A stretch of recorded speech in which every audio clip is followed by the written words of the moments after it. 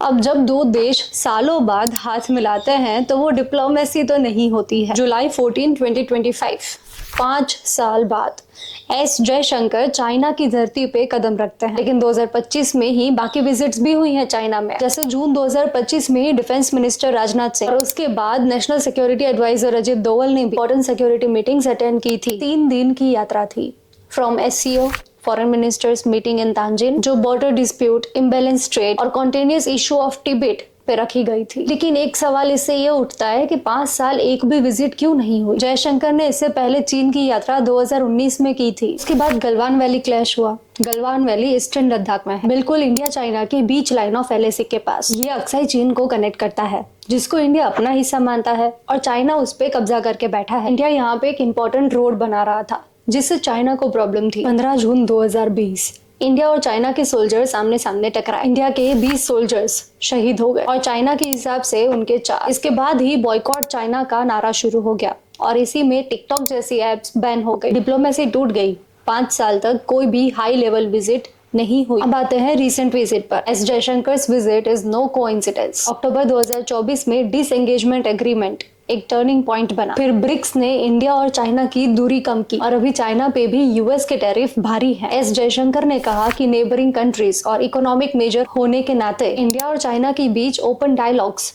और पर्सपेक्टिव का एक्सचेंज होना बहुत जरूरी है। डिबेट एक बहुत ही सेंट्रल टॉपिक है। ऐसे में दलाई लामा ने अपनी 90th बर्थडे पर यह डिक्लेयर किया कि सिर्फ उनके द्वारा बनाया गया ट्रस्ट ही अगले रिइंकार्नेशन को रिकॉग्नाइज करने का हक रखेगा और यही बात बीजिंग को बिल्कुल पसंद नहीं आई। उनका कहना यह है कि दलाई लामा का सक्सेशन उनका इंटरनल मैटर है और सिर्फ चाइनीज गवर्नमेंट ही इसी में डिसीजन ले सकती है। लेकिन दलाई लामा 1959 से भारत में रह रहे हैं और तिब्बत पर चीन का कब्जा विवादित है। अब दलाई लामा की उत्तराधिकारी प्रक्रिया एक रिलीजियस नहीं बल्कि जियोपॉलिटिकल मुद्दा बन चुकी है। चीन तिब्बत को अपना हिस्सा मानता है और तिब्बतियंस दलाई लामा को स्पिरिचुअली फॉलो करते हैं। उसी में चीन ने यह भी कह दिया है कि अगर इंडिया तिब्बत कार्ड खेलेगा तो उसे भारी नुकसान उठाना पड़ेगा। बेजिंग वार्निंग तक दे रहा है कि इंडिया का तिब्बत पर सिंबॉलिक सपोर्ट अनएक्सेप्टेबल है। वहीं इंडिया ने कहा है कि हम तिब्बत की कल्चर और रिलीजियस आइडेंटिटी का सम्मान करते हैं, लेकिन कोई भी पॉलिटिकल स्टेटमेंट नहीं दे रहे हैं। ये सीन सेम पीओके जैसा हो रहा है जैसे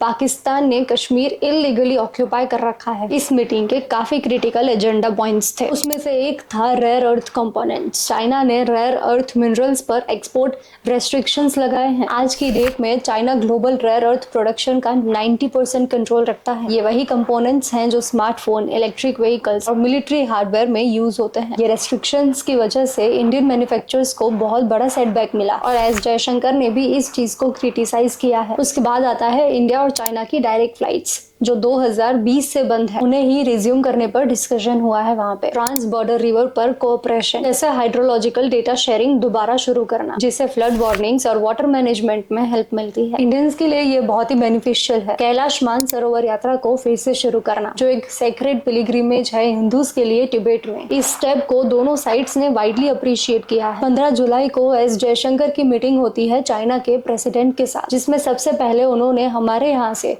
प्रेसिडेंट और पीएम की ग्रीटिंग्स कन्वे की और फिर उसके बाद रीसेंट बायलैटरल डेवलपमेंट्स पे अपडेट दिया। एस जयशंकर ने वहाँ पे क्लियरली बोला है कि अगर बॉर्डर पर शांति होगी तो ही मीनिंगफुल रिलेशनशिप पॉसिबल होगा। विजिट के जस्ट पहले चाइनीज एम्बेसी ने एक स्टेटमेंट दिया था जिसमें तिब्बत को इंडिया के लिए एक बर्डन कहा गया है। साथ ही दलाई लामा के सक्सेसर पे इंडियन लीडर्स के कुछ रिमार्क्स को इम्प्रॉपर बताया गया। चाइना के कुछ लोग ये कह रहे हैं कि तिब्बत जयशंकर की विजिट का हिस्सा नहीं होना चाहिए था। वहीं एस जयशंकर कहते हैं कि एक फेयर सीइंग लेंस की जरूरत है जिससे हम इस कॉम्प्लेक्स रिलेशनशिप को समझ सके और उसे नेविगेट कर सके। इंडिया पहले से कहता आ रहा है और हर एक कंट्री के साथ कहता आ रहा है कि जब तक बॉर्डर डिस्प्यूट सॉल्व नहीं होगा हाई लेवल पॉलिटिकल मीटिंग्स नहीं हो सकती है। एनीवेज, इससे हमें पता चलता है कि एस जयशंकर की विजिट्स रीजनल, पॉलिटिकल, टेक्नोलॉजी और डिफेंस पे आधारित है। तो ये था detail breakdown. Hope you find it insightful. ऐसी और स्टोरीज के साथ हम मिलते रहेंगे। तब तक के लिए बाय।